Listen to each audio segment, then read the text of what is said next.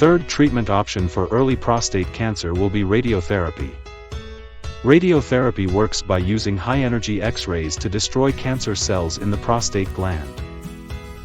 Radiotherapy can be given from outside body by external beam radiotherapy, or inside body by brachytherapy or internal radiotherapy. In Malaysia, radiotherapy for prostate cancer is usually given as external beam radiotherapy. If you choose to have radiotherapy as a treatment, your doctor may suggest hormone therapy to achieve a better long-term outcome, or to reduce the prostate size before radiotherapy. External beam radiotherapy or EBRT is given from outside the body, and is directed specifically at the prostate gland. It is given in the hospital radiotherapy department, usually as daily sessions Monday to Friday, with a rest at the weekend. Each session takes about 10 to 20 minutes depending on the technique used. The treatment is given as outpatient and so there is no need for admission. For early prostate cancer, the course of treatment may last from 4 to 8 weeks. Before starting the course of radiotherapy, you need to undergo a planning session called simulation, which may involve 1 or 2 visits to the hospital. The aim of simulation is to ensure that radiation is targeted at the area to be treated, to increase the chance of cure, while sparing the normal tissues as much as possible to reduce side effects. During the simulation session, CT scan images of the pelvis are taken. Small pinpoint ink may be marked on your skin during simulation. These marks help the radiographer to position you during each treatment so that the radiation can be delivered accurately to the area being treated. The radiographers will give you the date to start treatment after this session. EBRT can be delivered in several ways. The techniques include conformal radiotherapy, CRT, intensity-modulated radiation treatment, IMRT, image-guided radiation treatment, IGRT, or stereotactic radiotherapy, SRT. Your oncologist will discuss the suitable technique with you.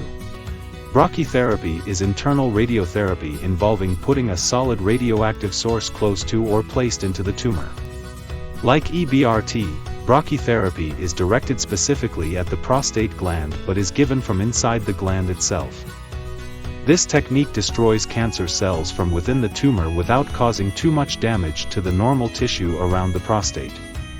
Brachytherapy is not widely available.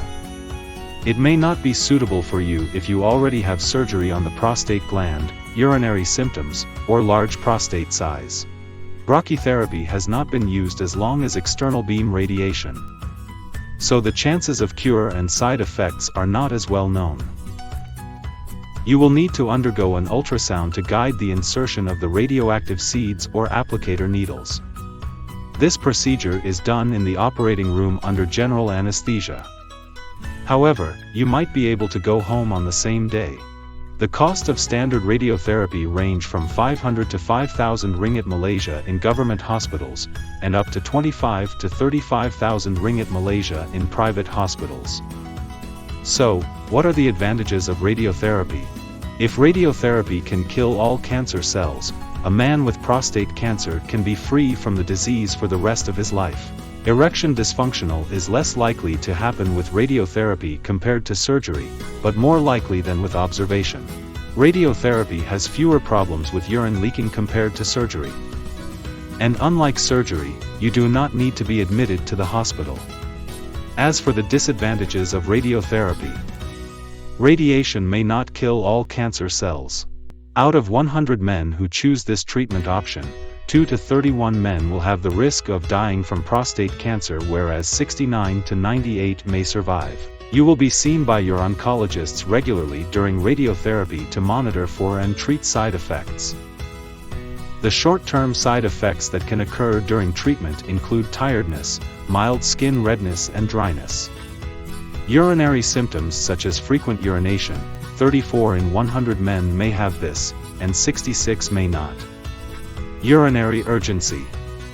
Weak stream, 23 in 100 men may have this, and 77 may not.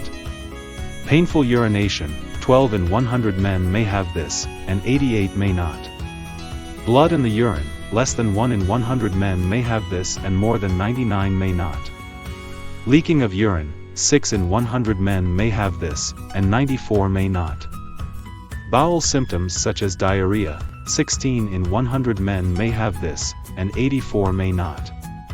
Fecal urgency, 18 in 100 men may have this, and 82 may not. Blood in stool, 3 in 100 men may have this, and 97 may not. Painful passing motion, 7 in 100 men may have this, and 93 may not. Some rare symptoms like discomfort in the abdomen may also occur. All these side effects usually occur 2 weeks after starting EBRT. They are usually manageable and improve gradually after completion of radiotherapy. However, there are risks of permanent side effects. For example, problems controlling your urine. For EBRT, out of 100 men with early prostate cancer, 7 may have persistent leaking of urine, and 93 may not. For brachytherapy, out of 100 men with early prostate cancer, 10 may have persistent leaking of urine, and 90 may not. Second, problems passing urine. You may find it painful or difficult to pass urine after radiotherapy.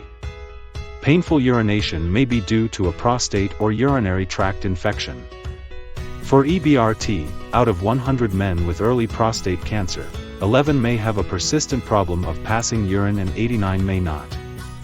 For brachytherapy, out of 100 men with early prostate cancer, 16 may have persistent problem of passing urine, and 84 may not. You may also experience a change in bowel habits such as diarrhea, pain, or bleeding from the rectum. For EBRT, out of 100 men with early prostate cancer, 11 may have bowel symptoms and 89 may not. For brachytherapy, out of 100 men with early prostate cancer, 8 may have bowel symptoms and 92 may not. As with surgery, you may have problem keeping an erection after radiotherapy. However, it is possible to have sexual pleasure even without an erection or ejaculation. For both types of radiotherapy, about 35 to 45 men out of 100 may have problems with erection.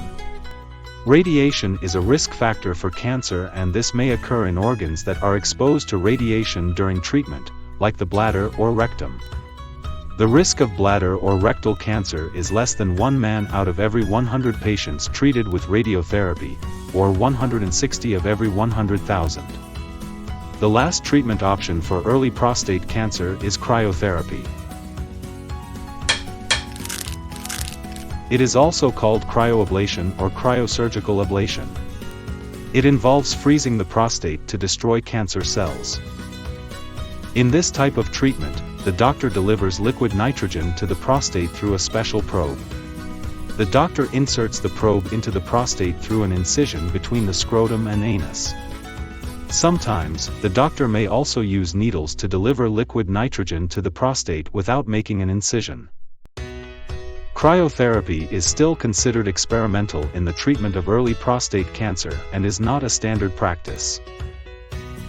So that's all about the treatment options for early prostate cancer. Hope you learn a lot here. See you again next time.